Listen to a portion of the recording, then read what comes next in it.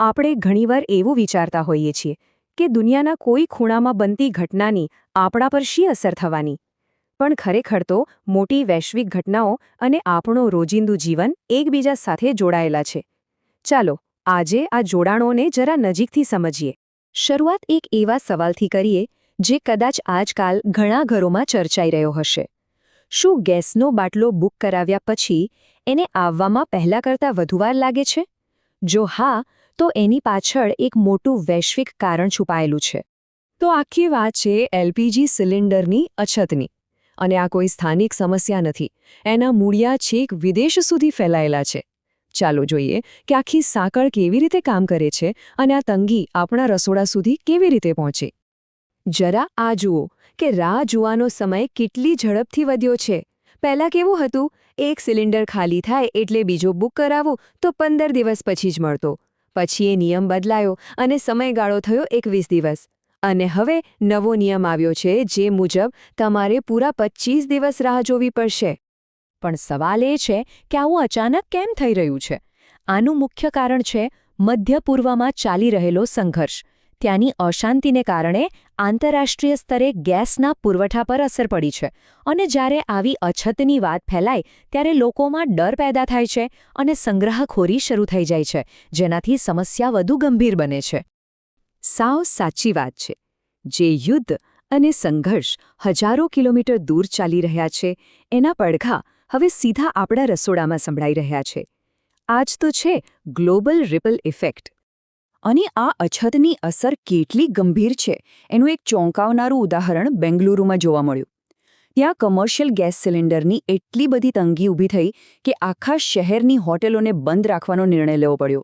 વિચારો, આનાથી કેટલા લોકોના રોજિંદા જીવન પર અસર પડી હશે.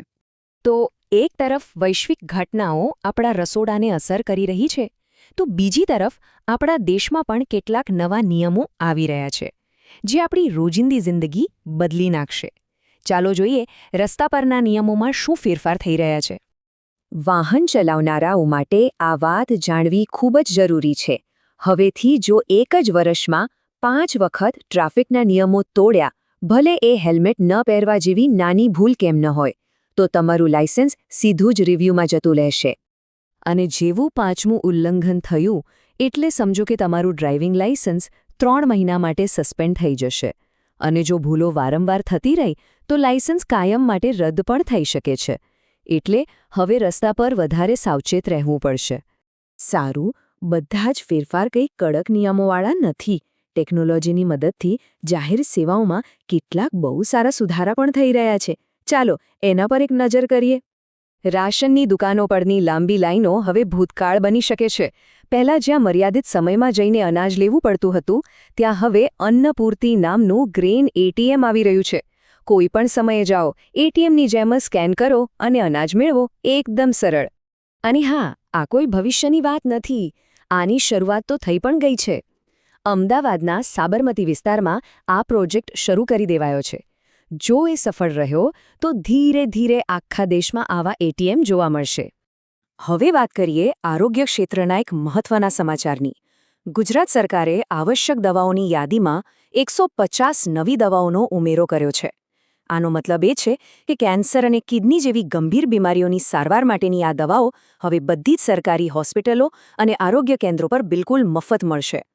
ચાલો હવે આપણું ધ્યાન ખાસ ગુજરાત પર કેન્દ્રિત કરીએ અને જોઈએ કે આવનારા દિવસોમાં હવામાન, વસ્તી ગણતરી અને ખેડૂતોને લગતા કેવા ફેરફારો અને સમાચારો આવી રહ્યા છે.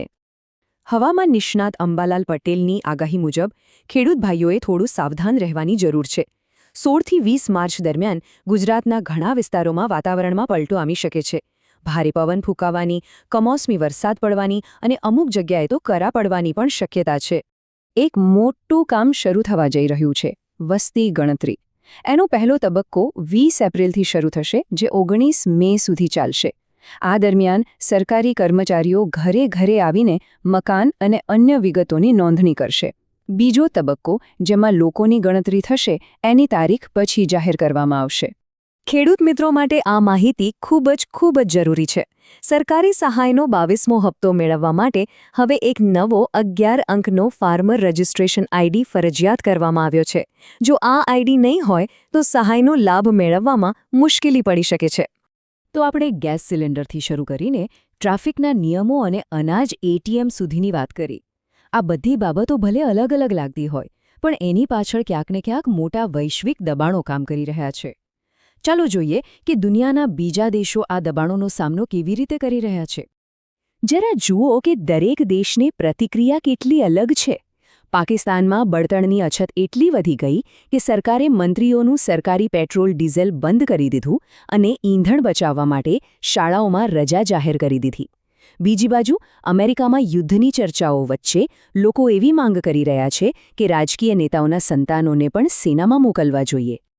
તો આ બધી વાતો પરથી એક બાબત સ્પષ્ટ છે. આપણું રોજિંદુ જીવન સતત બદલાઈ રહ્યું છે. એક તરફ ટેકનોલોજી છે, બીજી તરફ નવા નિયમો છે અને એની ઉપર વૈશ્વિક ઘટનાઓની અસર છે. આ બધું મળીને આપણી દુનિયાને એક નવો જ આકાર આપી રહ્યું છે. હવે જોવાનું એ રહે છે કે આ બદલાવ આપણને કઈ દિશામાં લઈ જાય છે.